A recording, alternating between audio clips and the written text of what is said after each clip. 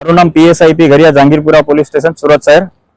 ગઈકાલ રાત્રે 30 તારીખના રાત્રે 1:30 વાગ્યે અમને ફરિયાદીનો ફોન આવેલો કે ઇમરજન્સી હેલ્પલાઇન 112 પર કે અમુક ચોર ઇસમો તે જે બિલ્ડિંગનું મેનેજમેન્ટ સંભાળે છે તે બિલ્ડિંગમાં ચોરી કરવાના આશયથી ઘૂસેલા છે. અલગ અલગ રિક્ષામાં આવી જેથી તેમણે પોલીસ મદદ માટે ફોન કરતા પોલીસ તાત્કાલિક ઘટના સ્થળ પર અહીંયા પહોંચી ગયેલી અને પોલીસે પહોંચી અને તાત્કાલિક એમને પોલીસને જોઈ જતા અમુક ચોર ઇસમો અહીંથી ભાગવા માંડેલા.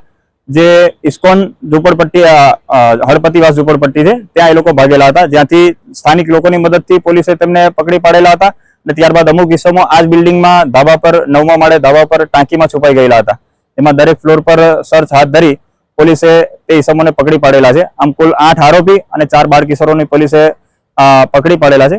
તેમના વિરુદ્ધ ડિટેન કરી આગળની કાર્યવાહી હાથ ધરી છે. આરોપી કઈ જગ્યા પર છે? આરોપી અલગ અલગ જગ્યાના છે. મોટાભાગના અમરોલી આવાસના અને અમરોલી પાડા પર અને છાપરા ભાઠામાં રહેતા આરોપીઓ છે.